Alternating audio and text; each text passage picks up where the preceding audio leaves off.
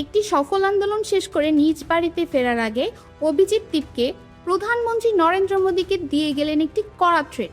কি সেই কড়া বার্তা, চলুন জেনে নেওয়া যাক আজকের ভিডিওতে। মেডিকেল ভর্তি পরীক্ষা নিটের প্রশ্নপত্র ফাঁস আর শিক্ষার্থীদের একের পর এক আত্মহত্যার প্রতিবাদে উত্তাল হয়ে উঠেছিল গোটা ভারত।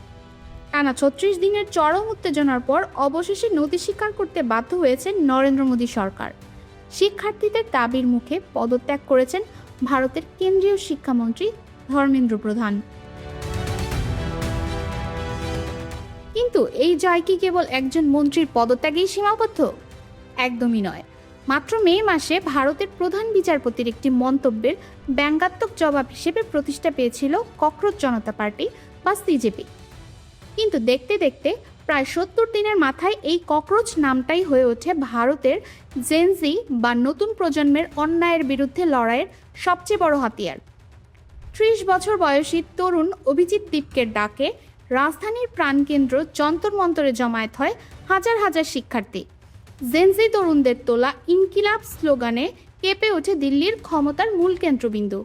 সরকারের দমনপীড়ন ও রক্তচক্ষুকে উপেক্ষা করে টাইফয়েডে আক্রান্ত শরীর নিয়েও রাজপথ ছাড়েননি অভিজিৎ।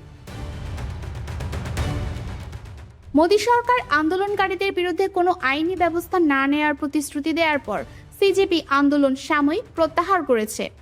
টানা ৩৭ দিন আতঙ্কে কাটানোর পর আজ নিজের ঘরে শান্তিতে ঘুমাতে পারছেন অভিজিৎ।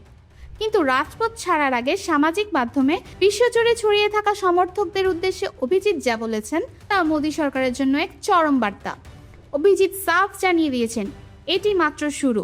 ককরোচ জনতা পার্টিকে এখনো অনেক দীর্ঘ পথ পাড়ি দিতে হবে।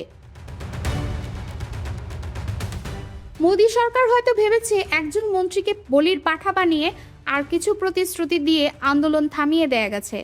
কিন্তু সত্য হলো ভারতের ছাত্র জনতা আজ ঐক্যবদ্ধ। অভিজিৎ দীপকে নিজের বাড়িতে ফিরে গেছেন বটে, কিন্তু নরেন্দ্র মোদীর ক্ষমতার মসনদের নিচে অন্যায়ের বিরুদ্ধে প্রতিবাদী আগুনটা তিনি জ্বালিয়ে দিয়ে গেছেন। দেশ পরিচালনা, শিক্ষা ব্যবস্থা কিংবা শিক্ষার্থীদের নিয়ে মোদী সরকার যদি ভবিষ্যতে কোনো ভুল পদক্ষেপ নেয়, তবে এই ককরোচ জনতা আবার রাজপথে নেমে আসতে এক মুহূর্তও দ্বিধা করবে না।